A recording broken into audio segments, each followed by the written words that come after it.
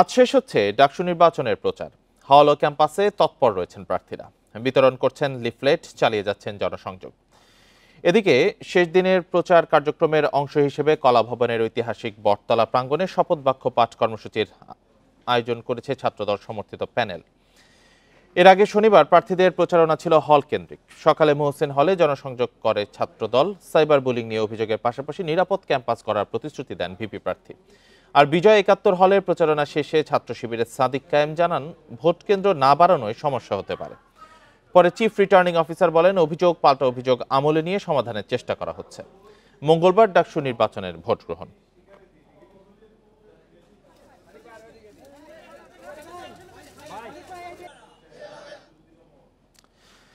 এ নিয়ে আরো জানাতে ঢাকা বিশ্ববিদ্যালয় থেকে যোগ দিয়েছেন সহকর্মী নূরে আলম। নূরে আলম, প্রচারের শেষ দিনে আজকে ঢাকা বিশ্ববিদ্যালয়ের সভা, জরুরি সংবাদ সম্মেলন এবং ছাত্রদলের শপথ পাঠ অনুষ্ঠান হয়েছে। সব মিলিয়ে জানাবেন সার্বিক পরিস্থিতি।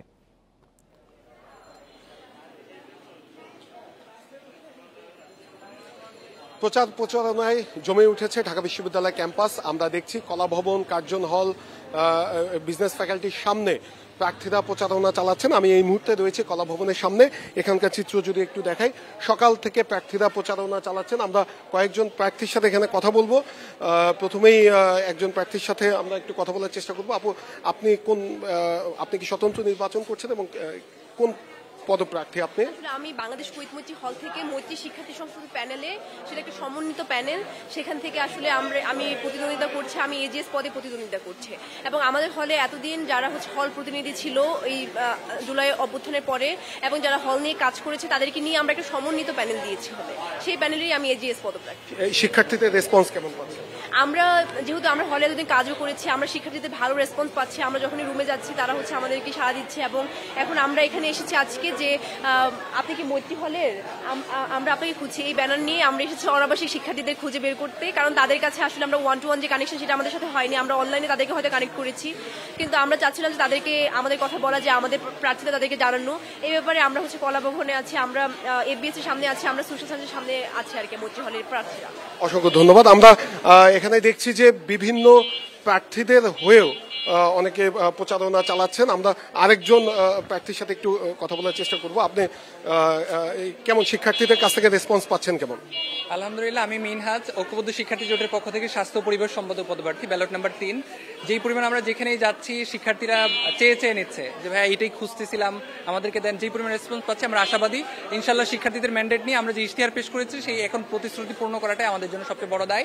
সবার কাছে সমর্থন প্রত্যাশা, আশা করছি দেখা হবে বিজয় ইনশাল্লাহ। আমরা দেখছি যে অনেকেই প্রার্থীদের পক্ষ হয়ে প্রচারণা চালাচ্ছেন।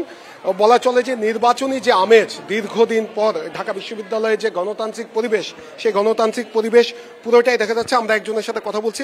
আপনি কোন প্যানেলের হয়ে প্রচারণা চালাচ্ছেন এবং শিক্ষার্থীদের রেসপন্স কেমন?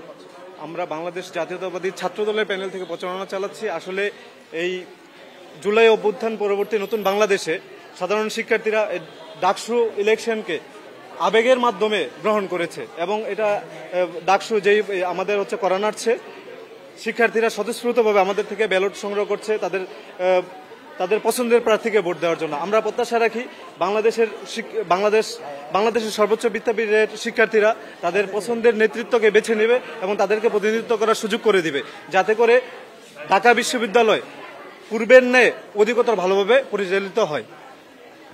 আমরা একজন শিক্ষার্থীর সঙ্গে যদি একটু কথা বলি, ঢাকা বিশ্ববিদ্যালয়ের শিক্ষার্থী হিসেবে এই যে গণতান্ত্রিক পরিবেশ দীর্ঘদিন পরে দেখা যাচ্ছে, আপনার কাছে কেমন মনে হচ্ছে? আমার কাছে অত্যন্ত আনন্দ লাগছে। দেখুন, আমরা 2018 সালে বিশ্ববিদ্যালয়ে আসার পর আমরা দেখেছি ছাত্রলীগের একক আধিপত্য। 2024 সালের 5ই আগস্ট যেই ছাত্র জনতার অভ্যুত্থান হয়েছে, তার মধ্য দিয়ে যে একটি গণতান্ত্রিক বাংলাদেশ কায়েমের যে প্রথম ধাপ তা আমরা উত্তরণ করেছি। সেক্ষেত্রে বাংলাদেশের সর্বোচ্চ বিদ্যাপীঠ হিসেবে খ্যাত ঢাকা বিশ্ববিদ্যালয়ে আমরা গণতান্ত্রিক পরিবেশ এখন পরিলক্ষিত করছি। এটি আমাদের কাছে অত্যন্ত আনন্দের। ধন্যবাদ। আমরা যদি একটু কথা বলি আরেকজন প্রার্থীর সঙ্গে, শিক্ষার্থীরা মূলত আপনাদের কাছে কি প্রত্যাশা করছেন? আপনারা তো শিক্ষার্থীদের কাছে যাচ্ছেন, একদম সংক্ষেপে যদি। শিক্ষার্থীরা আমাদের কাছে যা চাচ্ছে তা হচ্ছে একদম নিরাপদ একটা ক্যাম্পাস তারা চাচ্ছে, যে ক্যাম্পাসে তাদের কোনো প্রকার ভয় থাকবে না, কোনো প্রকার ভীতি থাকবে না, কারো অধীনে তাদের থাকতে হবে না, যেখানে তারা মুক্ত জ্ঞানের চর্চা করতে পারবে, বাক স্বাধীনতা তাদের থাকবে এবং এমন কাউকে চাচ্ছে না যারা নিজেদের দলীয় এজেন্ডাও বাস্তবায়ন করুক।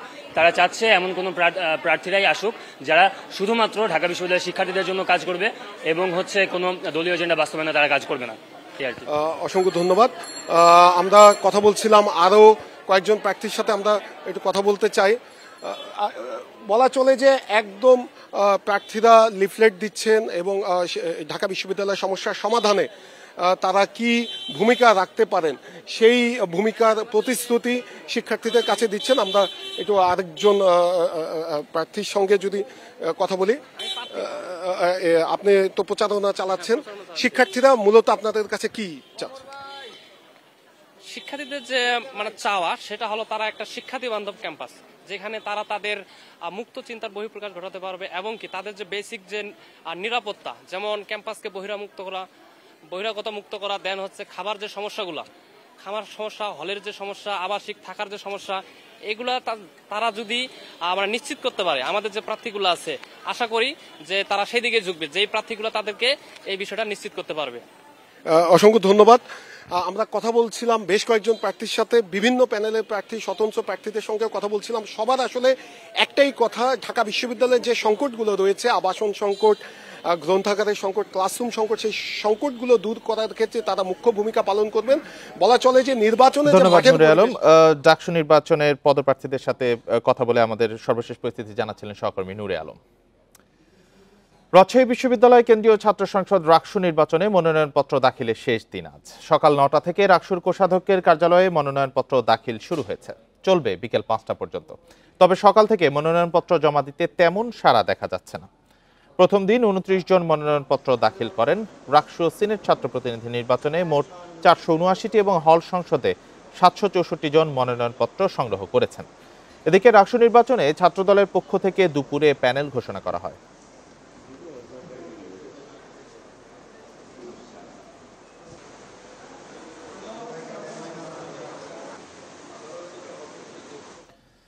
এ বিষয়ে আরো জানাতে রাজশাহী থেকে যুক্ত হয়েছেন সহকর্মী আহসান হাবিব অপু। অপু, বেলা বাড়ার সঙ্গে সঙ্গে মনোনয়নপত্র দাখিলের সংখ্যা বাড়ছে কিনা, আর ছাত্রদল প্যানেল ঘোষণা করেছে, সব মিলে একটু জানাবেন সার্বিক পরিস্থিতি। এখন পর্যন্ত কতজন মনোনয়নপত্র দাখিল করেছেন?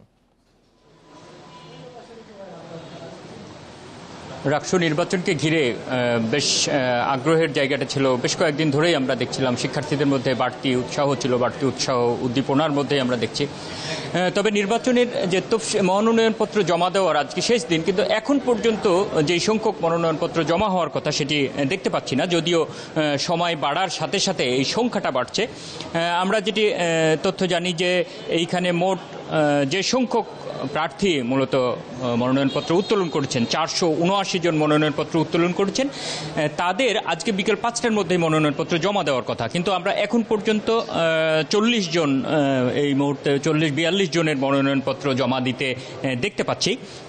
এটি এই পর্যন্ত দিয়েছে। আমরা যারা জমা দিচ্ছেন, মনোনয়নপত্র জমা দিচ্ছেন, তাদের দেখছি যে প্যানেলের মাধ্যমে কেউ কেউ আসছেন। প্যানেলের যে প্রার্থী তারা যেমন আসছেন, সাধারণ যারা স্বতন্ত্র প্রার্থী তারাও আসছেন। তবে প্যানেলের মাধ্যমে যেই সংখ্যক বিভিন্ন ছাত্র সংগঠনের যে প্যানেল জমা দেওয়ার কথা মনোনয়নপত্র, সেটি এখন পর্যন্ত তারা কেউ জমা দেয়নি। তারা আশপাশে অবস্থান করছেন, কথা বলছেন এবং একসাথে জমা দেওয়ার কথা।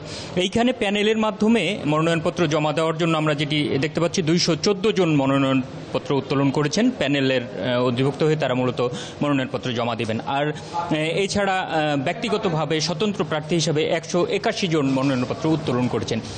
নির্বাচন কমিশন সহ সাধারণ শিক্ষার্থীদের সাথেও কথা বলতে গিয়ে আমরা যেটি জানতে পারছি যে বিকেল ৫টার মধ্যেই তারা জমা দেবেন এবং বিভিন্ন জায়গায় এই যে নির্বাচন কমিশন যেখানে বসেছেন, এখানে কোষাধ্যক্ষের কার্যালয়ে রিটার্নিং কর্মকর্তারা আছেন, তাদের এই আশপাশে অবস্থান নিচ্ছেন এবং তারা কিছুক্ষণ পরেই হয়তো আমরা এখানে উপচে পড়া ভিড় দেখতে পাবো, সেটি আভাস পাচ্ছি।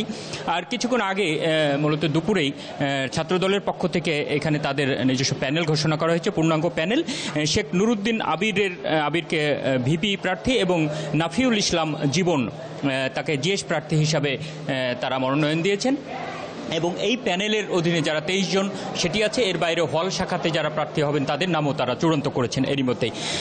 এইখানে আমানুল্লাহ আমান, এই কেন্দ্রীয় ছাত্র দলের সাংগঠনিক সম্পাদক, তিনি এই প্যানেলটি ঘোষণা করেছেন এবং আশা করছেন যে সাধারণ শিক্ষার্থীদের সমর্থনে এই প্যানেল বিজয়ী হবে বলে তারা আশা করছেন। এইখানে যারা মনোনয়নপত্র জমা দিতে আসছেন তাদের সাথে অনেকের সাথেই কথা হয়েছে, তাদের যে বিষয়টি তারা উল্লেখ করছেন সবাই, যে নির্বাচনকে নিয়ে এই নির্বাচন কমিশন একাধিকবার তাদের তারিখ পরিবর্তন করা, যে শিডিউল পরিবর্তন করার কাজটি করেছে। এই কারণে নির্বাচনে যে নিয়ে একটা সংশয় ছিল শুরু থেকেই, সেই সংখ্যাটা কাটছে না, যে নির্বাচন নির্ধারিত সময় হওয়ার ক্ষেত্রে আবারও কোনো পরিবর্তন আসে কিনা, সেই জায়গাগুলো নিয়ে অনেকের মধ্যে শঙ্কা রয়েছে। তবে প্রধান নির্বাচন কমিশনার এফ নজরুল ইসলাম, তার সাথে কিছুক্ষণ আগে আমাদের কথা হলো, তিনি বারবার যেই বিষয়টি নিশ্চিত করে, খুব জোরালোভাবেই নিশ্চিত করে বলছেন যে 25 তারিখেই নির্বাচন হবে। এই জন্য সব ধরনের প্রস্তুতি তারা নিয়ে রেখেছেন এবং 25 তারিখেই নির্বাচন করার জন্য, শান্তিপূর্ণভাবে সুষ্ঠুভাবে নির্বাচন করার জন্য যা কিছু করা দরকার সেটি তারা করছেন। এখানে প্রার্থী যারা আসছেন তারা প্রতিশ্রুতি দিচ্ছেন, ভোটারদের সাথে এখনই কথা বলছেন যে মূলত নির্বাচিত হলে তারা একটি নিরাপদ ক্যাম্পাস উপহার দিতে চান, শিক্ষার্থীদের প্রত্যাশা পূরণ করতে চান, এই জন্যই নির্বাচনে অংশ নিচ্ছেন এবং সাধারণ ভোটারদের তারা আশ্বস্ত করছেন যে তারা তাদের যেসব প্রতিশ্রুতিগুলো দিচ্ছেন, যদিও নির্বাচনী প্রচারণা এখনো শুরু হয়নি, তারা মূলত বলছেন যে সাধারণ ছাত্রছাত্রীরা যাতে আশ্বস্ত হয়, তারা যাতে নিশ্চিত থাকেন যে তারা প্রতিশ্রুতি রাখবেন, সেই প্রতিশ্রুতি তারা দিচ্ছেন সাধারণ শিক্ষার্থীরা। এখন সময় যত গড়াবে আমরা আশা করছি যে এখানে মনোনয়নপত্র জমাদানের সংখ্যা, প্রার্থীদের সংখ্যাটাও বাড়বে। রাষ্ট্র নির্বাচন নিয়ে জানাচ্ছিলেন সহকর্মী আহসান হাবিব অপু। সামাজিক যোগাযোগ মাধ্যমে অশালীন মন্তব্যের জেরে চট্টগ্রামের হাটহাজারীতে দুপক্ষের মধ্যে উত্তেজনার পর সেখানে থমথমে পরিস্থিতি বিরাজ করছে। মীরের হাট ও আশেপাশের এলাকায় শনিবার রাত 10টা থেকে আজ বিকেল 3টা পর্যন্ত 144 ধারা জারি করেছে প্রশাসন। পরিস্থিতি নিয়ন্ত্রণে এলাকায় রয়েছে সেনাবাহিনী। বেলা বাড়ার সঙ্গে সঙ্গে খুলতে শুরু করে দোকানপাট ও ব্যবসা প্রতিষ্ঠান। হাটহাজারী মাদ্রাসার ক্লাস ও পরীক্ষা স্থগিত করা হয়েছে। হাটহাজারী সার্কেলের সহকারী পুলিশ সুপার তারেক আজিজ জানান, ফেসবুকে উস্কানিমূলক পোস্ট দেওয়ার অভিযোগে সন্ধ্যায় হাটহাজারীতে উত্তেজনা ছড়িয়ে পড়ে। এ সময় বিক্ষুব্ধ লোকজন বাস স্টেশন এলাকায় গাড়ি ভাঙচুর করে। উভয় পক্ষের মধ্যে উত্তেজনা ছড়িয়ে পড়ে। এক পক্ষ হাটহাজারী মাদ্রাসার সামনে এবং আরেক পক্ষ শেরে বাংলা মাজারের সামনে অবস্থান নিয়ে মিছিল করে। এতে সড়কে যান চলাচল বন্ধ হয়ে যায়।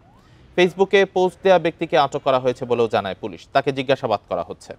বিষয়টি তদন্ত করে দেখা হচ্ছে বলেও জানান তিনি।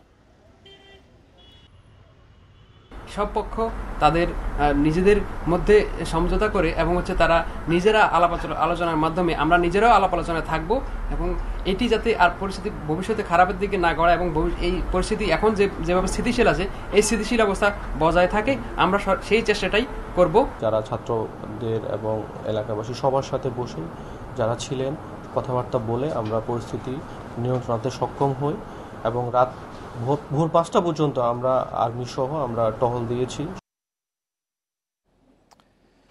এ নিয়ে জানাতে চট্টগ্রাম থেকে যুক্ত হয়েছেন সহকর্মী আব্দুল্লাহ রাকিব। রাকিব, 144 ধারা জারির পর এখন পরিস্থিতি কেমন আছে, আর আসলে কি নিয়ে উত্তেজনাটা হয়েছিল, মানে মন্তব্যটা কাদের উদ্দেশ্য করে করা হয়েছিল?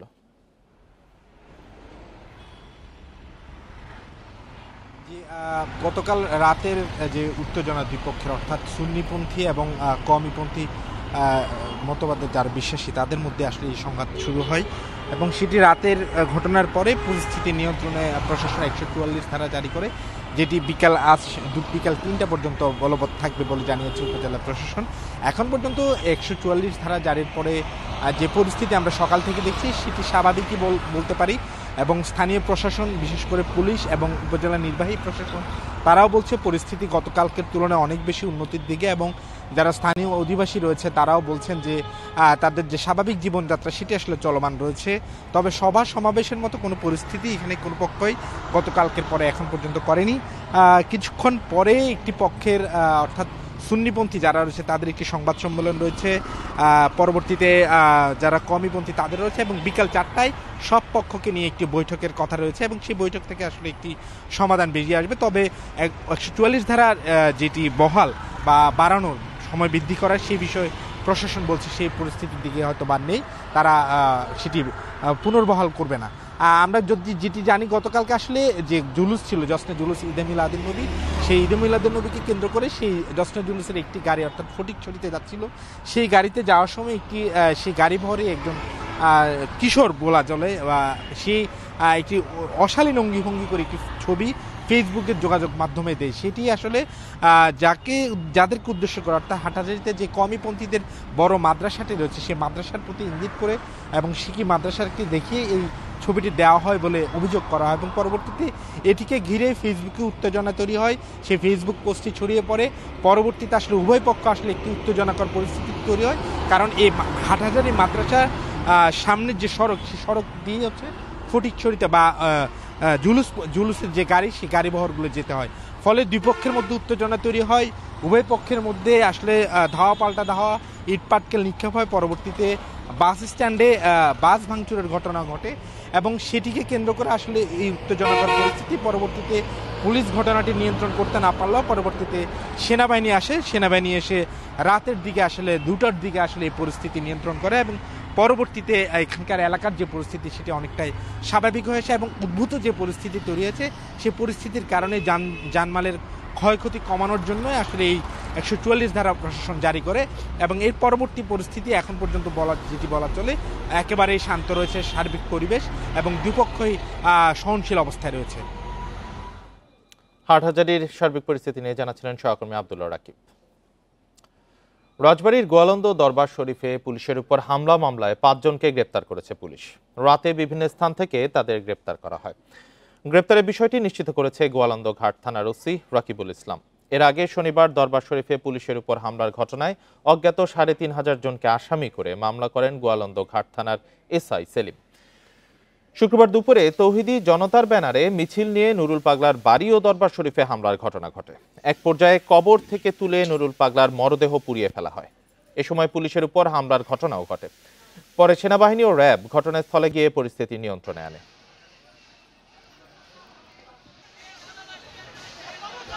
বিশেষ করে আমরা প্রত্যেকটা ভিডিও ফুটেজ পর্যালোচনা করেছি। পর্যালোচনা করে আমরা 5 জনকে পর্যন্ত গ্রেপ্তার করতে সক্ষম হয়েছি এবং আমাদের অভিযান অব্যাহত আছে। এবং আরেকটা বিষয় যেটা আছে, তারা বিশেষ করে হত্যা মামলার যে সংক্রান্ত বিষয়টা, পরিবারের সাথে আমাদের কথা হচ্ছে। পরিবার আসলে আমরা উক্ত বিষয়ে আমরা আইনগত ব্যবস্থা গ্রহণ করব। টাঙ্গাইলে বঙ্গবীর কাদের সিদ্দিকের বাড়িতে হামলার ঘটনা ঘটেছে। ভাঙচুর করা হয়েছে 2টি গাড়ি। শনিবার রাত 12:30টার দিকে টাঙ্গাইল শহরের আকুর টাকুর পাড়ার তার নিজ বাড়িতে ঘটনা ঘটে। সে সময় বাড়িতেই অবস্থান করছিলেন কাদের সিদ্দিকী। বাড়ির কর্মচারীরা জানান, মাঝরাতে 15 থেকে 20 জন হেলমেট পরা ব্যক্তি বাড়ির সামনে আসেন। এ সময় মই দিয়ে বেশ কয়েকজন বাড়ির ভেতরে ঢুকে 2টি গাড়ি ভাঙচুর করেন। বাড়ির লোকজন টের পেয়ে চিৎকার করলে দেয়াল টপকে পালিয়ে যান তারা। পরে বাইরে থেকে বাড়ি লক্ষ্য করে ইট পাটকেল নিক্ষেপ করলে ভেঙে যায় জানালার কাঁচ। খবর পেয়ে রাতেই ঘটনাস্থল পরিদর্শন করে পুলিশ। সদর মডেল থানার ওসি তানভীর আহমেদ জানান, জড়িতদের শনাক্তে কাজ চলছে। জানাতারের ভিতর থেকে অকটেন তেল বাইতেছে আর তেল কিছু নিয়ে আসছিল। পরে গাড়ির মধ্যে হামলা করছে। পরে আমরা শব্দ পাইছে উঠছি। আমরা কয়েকজন উঠে আসছি, নাঠি নিয়ে আসছিলাম। ওনারা সবটি পরে এখান থেকে বের হয়ে গেটের বাইরে এসে কত 15-20 মিনিট ডেলাডেলি করছে। জাতীয় পার্টির টিকেটে ভোটের মাঠে ফিরতে পারে আওয়ামী লীগ, এমনটা ইঙ্গিত দিয়েছেন জাতীয় পার্টির একাংশের কো চেয়ারম্যান মোস্তাফিজুর রহমান। শনিবার তিনি জানান, ক্লিন ইমেজের আওয়ামী লীগ নেতাদের মনোনয়ন দেবে তার দল। এদিকে বিশ্লেষকরা বলছেন, 24-এর গণহত্যার বিচার ছাড়া স্বৈরশাসক শেখ হাসিনার দলের কাউকে নির্বাচনে আনলে তা হবে আইনের শাসনের প্রতি অবজ্ঞা। ফেব্রুয়ারির প্রথমার্ধেই ভোট রেখে আগস্টে রোডম্যাপ ঘোষণা করেছে নির্বাচন কমিশন। ছাত্র জনতার অভ্যুত্থানে পলাতক শেখ হাসিনার দল আওয়ামী লীগ এই নির্বাচনে আসতে পারছে না। তবে ফেসিবাদ টেকানোর বিশ্বস্ত সঙ্গী জাতীয় পার্টি জানিয়েছে, লাঙ্গলে ভোটে টিকিট পাবে নৌকার নেতারা। মানবতা বিরোধী অপরাধে অভিযুক্ত নেতাদের বিচার চলাকালে আওয়ামী লীগের সব ধরনের কার্যক্রম নিষিদ্ধ হওয়ায় আলোচনায় ছিল জাতীয় পার্টির মাধ্যমে পুনর্বাসিত হবে শেখ হাসিনার দল। শনিবার রংপুরে জাতীয় পার্টির কো চেয়ারম্যান মোস্তফা সেটিই খোলাসা করলেন। আমরা এই স্বাধীনতার পক্ষের শক্তির সঙ্গে আসি এবং এই মুক্তিযোদ্ধাদের সঙ্গে আছি। আওয়ামী লীগের যেখানে সমর্থন আছে সেখানে যদি জাতীয় পার্টিকে যোগদান করে কেউ সেজন্য ক্লিন ইমেজের লোক যদি জাতীয় পার্টিতে যোগদান করে তাহলে তাকে আমরা মনোনয়ন দেবো, দেবো না কেন, অবশ্যই দেবো। 24-এর গণহত্যায় প্রত্যক্ষ বা পরোক্ষ মদত দেয়া নেতারা বিচার ছাড়া পুনর্বাসিত হলে গণতন্ত্র, আইনের শাসন ও মানবাধিকার থাকবে না বলে জানান বিশ্লেষকরা।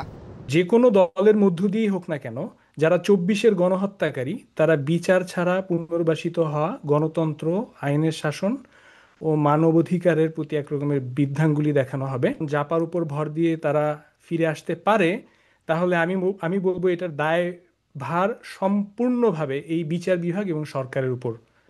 জাতীয় পার্টি থেকে আওয়ামী লীগের নেতাদের মনোনয়ন দেওয়ার ঘোষণা জনবিরোধী মন্তব্য করেন অধ্যাপক সাহাবুল হক এবং তা করা হলে রাজনীতির দুর্বৃত্তায়ন আরও বাড়বে বলেও জানান তিনি। 1,500 শিক্ষার্থী শহীদ হয়েছেন, 20,000-এর বেশি আহত হয়েছেন, সব কিছু ভুলণ্ঠিত করে দিয়ে তারা যে সিদ্ধান্তটা নিয়েছেন, এই সিদ্ধান্তটি সম্পূর্ণভাবে অনৈতিক একটি সিদ্ধান্ত। এই স্টেটমেন্টের মাধ্যমে এটা প্রমাণ হলো যে তারা একে অপরের বন্ধু। বিচার শেষ না করে নির্বাচনের উসিলায় আওয়ামী লীগ নেতাদের লাঙলে ভোট বিশৃঙ্খলা তৈরি করবেন বলেও মত বিশ্লেষকদের। Sajjad Hossain, independent news, Dhaka.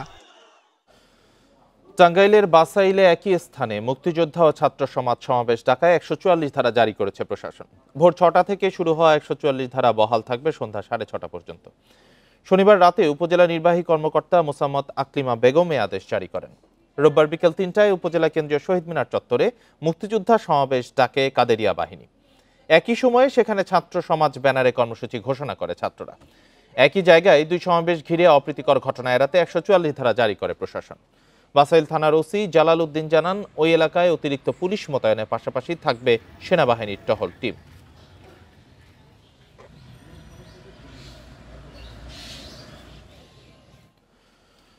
নেতাদের তোষণ না করে জনগণের জন্য কাজ করতে পুলিশের প্রতি আহ্বান জানিয়েছেন স্বরাষ্ট্র উপদেষ্টা জাহাঙ্গীর আলম চৌধুরী। জনগণ, রাজনৈতিক দল এবং নির্বাচন কমিশন সহ সব অংশীদারের সহযোগিতা ছাড়া উৎসবমুখর ও সুষ্ঠু নির্বাচন সম্ভব না বলেন তিনি। সকালে রাজারবাগে নির্বাচনী প্রশিক্ষণ কর্মসূচির উদ্বোধন অনুষ্ঠানে উপদেষ্টা বলেন, ভোটের আগে লটারির মাধ্যমেই পুলিশে বদলি ও পদায়ন হবে। আগামী ফেব্রুয়ারিতে হতে যাচ্ছে ত্রয়োদশ জাতীয় সংসদ নির্বাচন। প্রস্তুতির অংশ হিসেবে নির্বাচনী প্রশিক্ষণ কর্মসূচি হাতে নিয়েছে বাংলাদেশ পুলিশ। সকালে রাজারবাগ পুলিশ লাইন্সে এর উদ্বোধনী অনুষ্ঠানে যোগ দেন স্বরাষ্ট্র উপদেষ্টা জাহাঙ্গীর আলম চৌধুরী। অনুষ্ঠানে প্রধান উপদেষ্টার বিশেষ সহকারী খোদা বক্স বলেন, জুলাই অভ্যুত্থানের পর পুলিশের চূড়ান্ত পরীক্ষা হবে আগামী সংসদ নির্বাচন। আর সব ধরনের চাপের মুখেও পুলিশ সদস্যদের নিরপেক্ষভাবে দায়িত্ব পালনের আহ্বান জানান আইজিপি। সংঘাতের পরিবর্তে সমাধানকে অগ্রাধিকার দেওয়া যায়, কিভাবে মানুষের আস্থা অর্জন ও নিরাপদ পরিবেশ তৈরি করা যায়। নির্বাচন কেবল ভোট গ্রহণের প্রক্রিয়া নয়, এটা জনগণের বিশ্বাসের প্রতিফলন। ক্রাইম কন্ট্রোলের যে জায়গাটা, ক্রাইম শুরু হয় ওখানে, রেকর্ড হয় ওখানে, তদন্ত হয় ওখানে, বিচার শেষ হয় ওখানে। এই ইউনিটটাই আপনাদের সবকিছু এখানে, কাজগুলা শুরু যেখানে, শেষও সেখানে, বাকিগুলো উপরের অংশটা হচ্ছে অ্যাপিল। আওয়ামী লীগ আমলের 3টি নির্বাচন মাথা থেকে ঝেড়ে ফেলে জাতিকে একটি সুন্দর, সুষ্ঠু ও নিরপেক্ষ নির্বাচন উপহার দিতে পুলিশের প্রতি নির্দেশনা দেন স্বরাষ্ট্র উপদেষ্টা। সামনে জাতীয় নির্বাচন, যা বহু বছর পর অবাধ, সুষ্ঠু ও অংশগ্রহণমূলক পরিবেশে অনুষ্ঠিত করার লক্ষ্যে আমরা আন্তরিক এবং নিরলসভাবে পরিশ্রম করে যাচ্ছি। এই নির্বাচনকে ঘিরে এদেশের আপাময় জনগণের প্রত্যাশা আকাশ ছোঁয়া। সেই প্রত্যাশা পূরণের সবচেয়ে গুরুত্বপূর্ণ দায়িত্ব পুলিশের কাঁধে। পরে সাংবাদিকদের প্রশ্নের জবাবে স্বরাষ্ট্র উপদেষ্টা বলেন, রাজবাড়ীর দরবার শরীফে হামলার ঘটনার তদন্ত চলছে। দোষী যারাই হোক না কেন তাদের বিরুদ্ধে ব্যবস্থা নেওয়া হবে। বাংলাদেশ পুলিশ এমন মানদণ্ড স্থাপন করুক। নূরে জান্নাত, ইন্ডিপেন্ডেন্ট নিউজ, ঢাকা।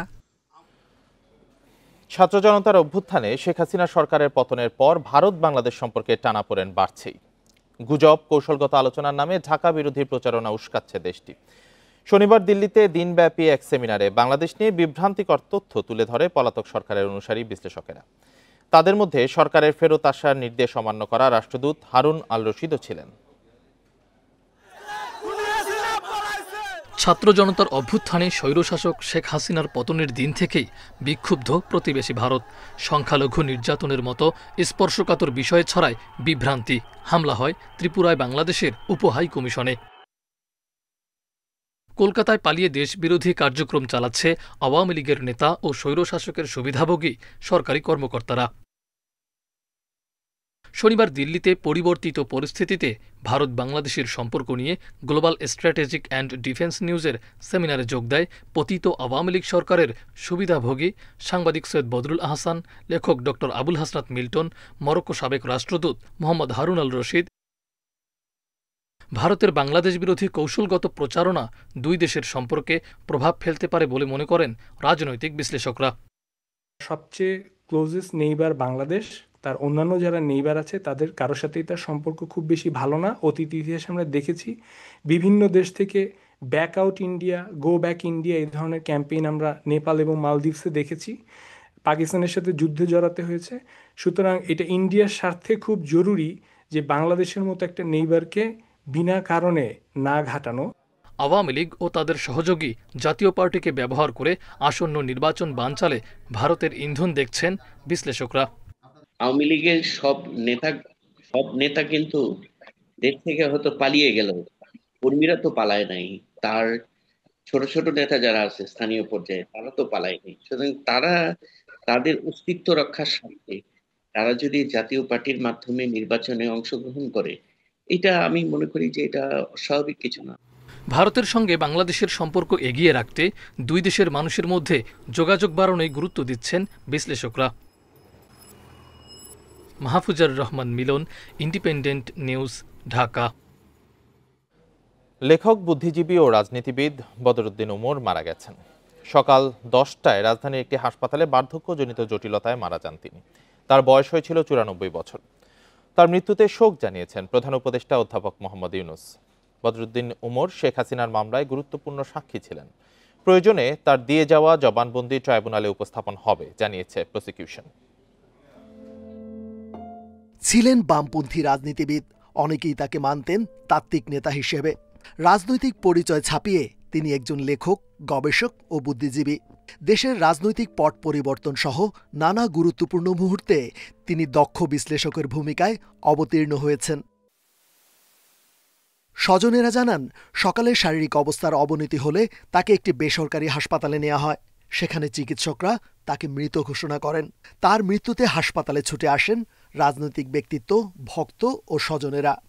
আমরা বলতে পারি না উপমহাদেশে এরকম আর কোনো মার্কসিস্ট, আমৃত্যু, কমিউনিস্ট, আপসহীন মানুষ ছিলেন। এই দেশের ইতিহাস চর্চা, রাজনীতি চর্চা, সমাজ চর্চা, সামাজিক রাজনৈতিক পরিবর্তনের চর্চা যুগ যুগ ধরে বদরুদ্দিন উমরের কাছে ঋণী থাকবে।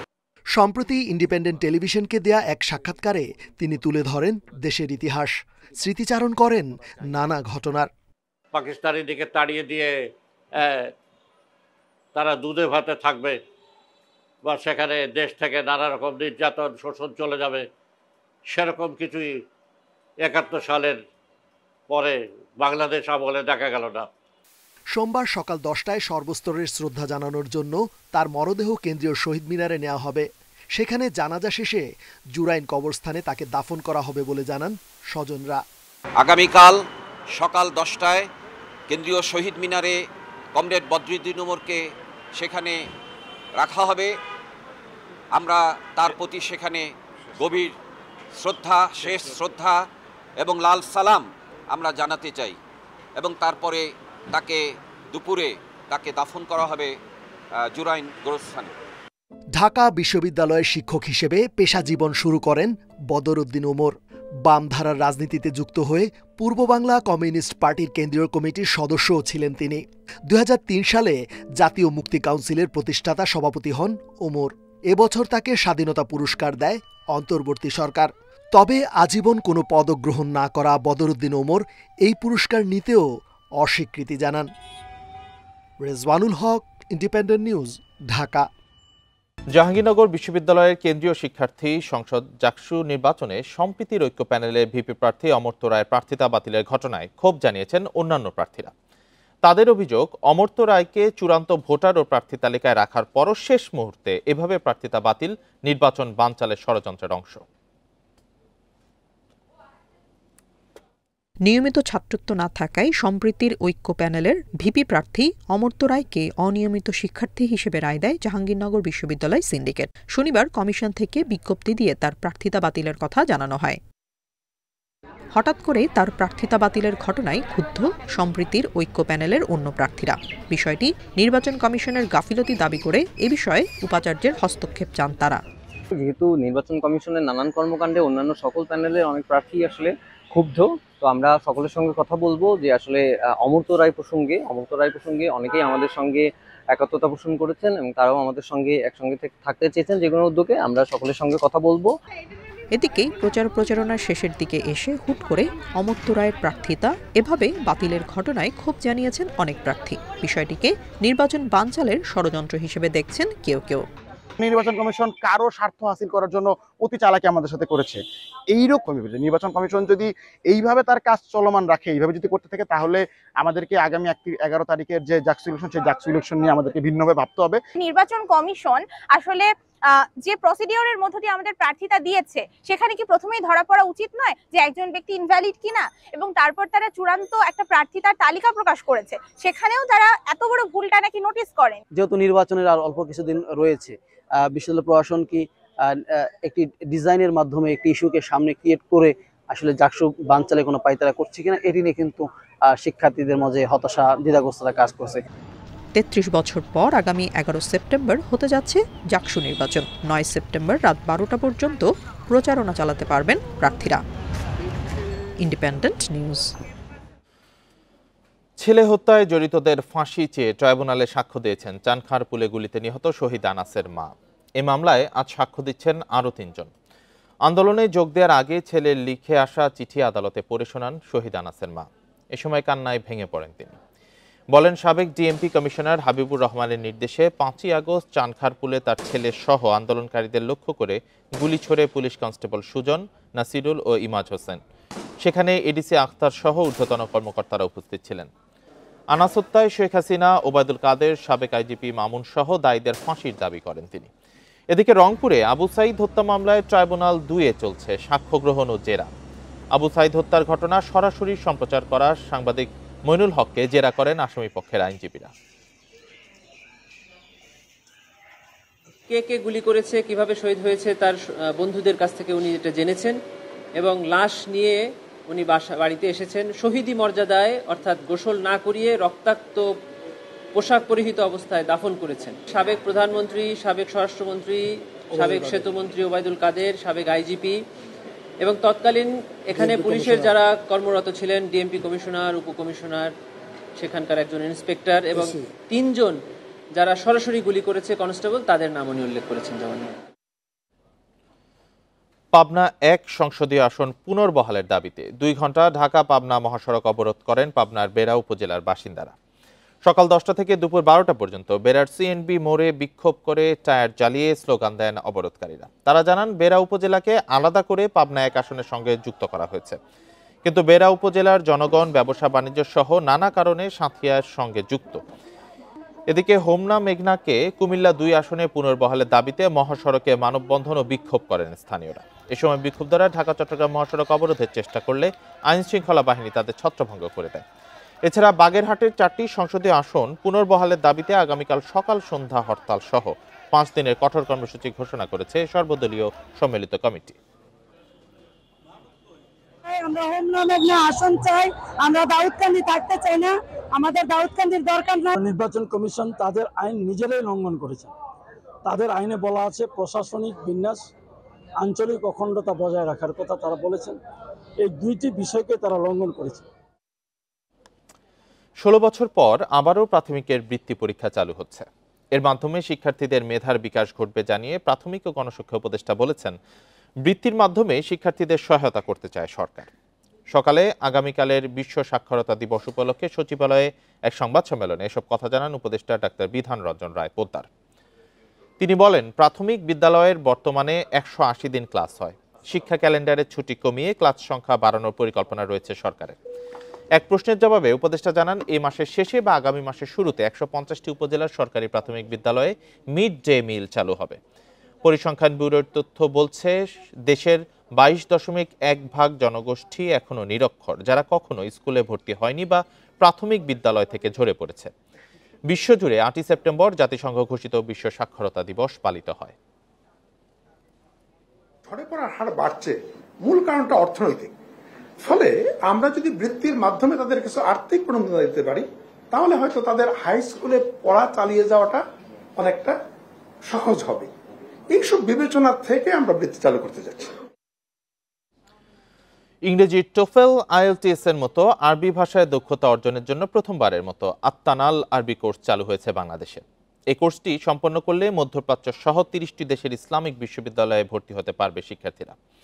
সকালে রাজধানীর মহাখালীতে কোর্সটির উদ্বোধন করা হয়। এই প্রশিক্ষণের মূল দায়িত্বে থাকবেন জর্ডানের আরবি ভাষাবিদ ডক্টর আব্দুর রউফ জুহুদি।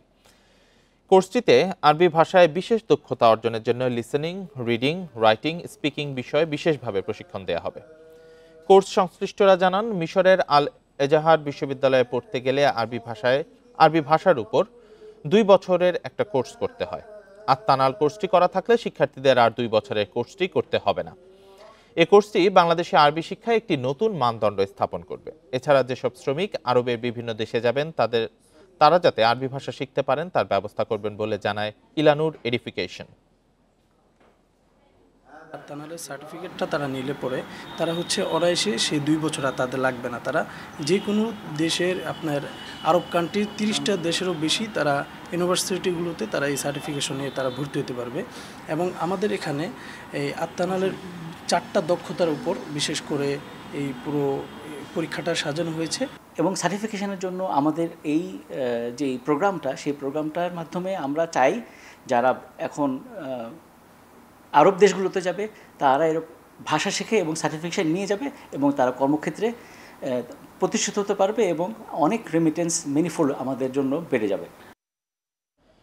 অভিনব কায়দায় তোয়ালের মাধ্যমে ইতালিতে পাচারকালে 6.5 কেজি কিটামিন মাদক সহ পাচারকারী চক্রের 2 সদস্যকে গ্রেপ্তার করা হয়েছে। গ্রেপ্তারকৃতরা আন্তর্জাতিক মাদক পাচারকারী চক্রের সক্রিয় সদস্য। এদের মধ্যে আরিফ মাদক পাচারের সাথে জড়িত থাকার কথা স্বীকার করেছে। দুপুরে মাদকদ্রব্য নিয়ন্ত্রণ অধিদপ্তরের প্রধান কার্যালয়ে সংবাদ সম্মেলনে এসব তথ্য জানানো হয়। সংস্থাটির পরিচালক হাসান মারুফ জানান, গোপন সংবাদের ভিত্তিতে ফেডেক্স কুরিয়ারের সহায়তায় টঙ্গী থেকে একটি পার্সেল জব্দ করে মাদক কর্মকর্তারা। পার্সেলের ভেতরে ছিল 60টি পেঁচানো তোয়ালে। পরে পরীক্ষা করে এর ভেতর ভয়াবহ মাদক কিটামিন পাওয়া যায়। পার্সেলে লেখা ঠিকানায় অভিযান চালিয়ে গ্রেপ্তার করা চক্রের 2 সদস্যকে। পাচারকারী চক্রের সদস্যরা ভারত থেকে মাদকটি প্রথমে দেশে আনে, পরে প্রক্রিয়াজাত করে বিদেশে পাচার করে। এ মাদক ব্যবহারের ফলে কিডনি বিকলে ব্যবহারকারীর মৃত্যু হতে পারে বলে জানিয়েছেন পরিচালক হাসান মারুফ। গোয়েন্দা তথ্য, পার্সেলের সার্বিক অবস্থা এবং অস্বাভাবিক ওজন দেখে সন্দেহ হলে পার্সেলটি পরীক্ষা করে দেখা হয়। ঘটনাস্থলে ডিএনসির রাসায়নিক পরীক্ষক মিস্টার রাজীব সেই টাওয়েলগুলো রাসায়নিক পরীক্ষা সম্পন্ন করেন। টাওয়েলে দ্রবীভূত অবস্থায় 6.44 কেজি ক শ্রেণীর ভয়াবহ মাদক কিটামিনের উপস্থিতি পাওয়া যায়। চাঁদপুরের ফরিদগঞ্জ থেকে 24টি অস্ত্র উদ্ধার করেছে সেনাবাহিনী, তবে এই সময় কাউকে আটক করতে পারেনি। শনিবার রাতে গোপন সংবাদের ভিত্তিতে ফরিদগঞ্জে অভিযান চালায় সেনাবাহিনী। সকালে প্রেস বিজ্ঞপ্তিতে সেনাবাহিনী জানায়, অস্থিতিশীল পরিবেশ সৃষ্টির লক্ষ্যে অস্ত্র তৈরি করা হয়েছে এমন খবর পেয়ে কিশোর গ্যাংয়ের আস্তানায় অভিযান চালিয়ে ধারালো অস্ত্র উদ্ধার করা হয়। দেশকে সন্ত্রাসমুক্ত করতে এ ধরনের অভিযান অব্যাহত থাকবে বলে জানিয়েছে সেনাবাহিনী।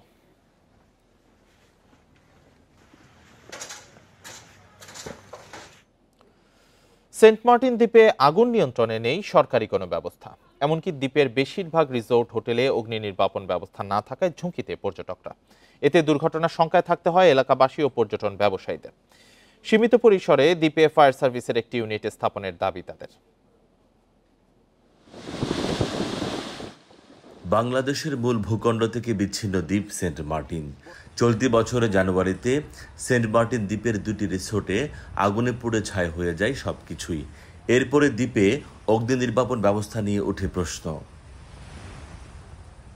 প্রবাল এই দ্বীপে অন্তত 12,000 মানুষের বসবাস, অথচ তাদের নিরাপত্তায় নেই আগুন নেভানোর কোনো ব্যবস্থা।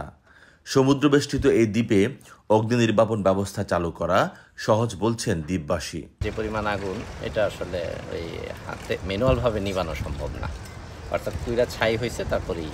আগুন লাগলে তো করার কিছু নেই, এখানে আগুন যে নিয়ন্ত্রণের এখন কোনো ধরনের মাধ্যম না সরকারিভাবে। আগুন নেবানোর জন্য যদি ওইখান থেকে লোক পাঠায়, একটা যদি এখানে কোনো ভবন করে, তখন এটা একটু দেশবাসীর জন্য একটু নিরাপদ হয়। দ্বীপে ফায়ার সার্ভিস স্টেশন স্থাপনে মন্ত্রণালয়ে চিঠি পাঠানো হয়েছে বলে জানান জেলা প্রশাসক। এই মুহূর্তে ফায়ার সার্ভিসের কোনো ডেভেলপমেন্ট নেই, এটি বাস্তবতা। তবে এটি থাকাটা সমীচীন, যেহেতু এখানে পর্যটকরা যান বছরের একটা বিশেষ সময়। এছাড়া যেহেতু আমাদের স্থানীয় ব্যক্তিবর্গ, স্থানীয় যারা বাসিন্দা যারা আছেন সেন্ট মার্টিনের, তারাও যেহেতু থাকেন, তাদের জন্য এটি জরুরি। আগুনের ক্ষয়ক্ষতি এড়াতে ও পর্যটকদের নিরাপত্তায় দ্রুত ফায়ার সার্ভিস স্টেশন স্থাপনের দাবি দ্বীপের বাসিন্দাদের। তৌফিকুল ইসলাম, ইন্ডিপেন্ডেন্ট নিউজ, কক্সবাজার। গত ১.৫ দশকে বাংলাদেশের মাথাপিছু জিডিপি প্রায় ৩ গুণ বেড়েছে। তবে দক্ষিণ এশিয়ার ৮টি দেশের মধ্যে মাথাপিছু জিডিপির দিক থেকে বাংলাদেশের অবস্থান পঞ্চম, পিছিয়ে আছে প্রতিবেশী দেশগুলো থেকেও। শুধু পাকিস্তান, নেপাল ও আফগানিস্তানের চেয়ে এগিয়ে রয়েছে বাংলাদেশ। সম্প্রতি অর্থনৈতিক সূচক নিয়ে এক প্রতিবেদনে তথ্য প্রকাশ করেছে এশীয় উন্নয়ন ব্যাংক এডিবি। এডিবির প্রতিবেদনে বলা হয়, সর্বশেষ হিসেবে বাংলাদেশের মানুষের মাথাপিছু জিডিপি এখন $২,৬২৫ মার্কিন। ২০১০ সালে যা ছিল $৮৮২। এদিকে দক্ষিণ এশিয়ার দেশগুলোর মধ্যে $১১,০০০ মাথাপিছু জিডিপি নিয়ে শীর্ষে রয়েছে মালদ্বীপ।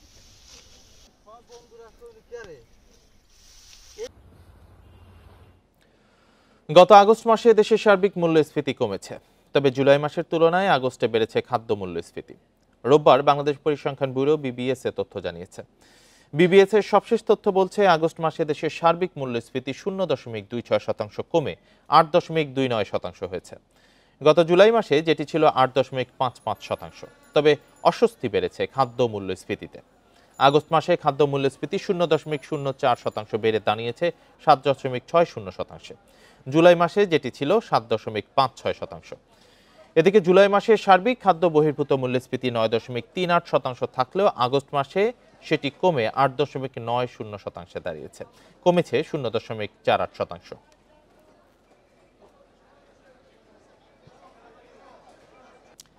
এই ছিল এখনকার সংবাদে। ইন্ডিপেন্ডেন্ট টেলিভিশনের সব খবর আরো বিস্তারিত জানতে চোখ রাখুন ফেসবুক, ইউটিউব, এক্সে। এতক্ষণ যারা সাথে ছিলেন ধন্যবাদ সবাই।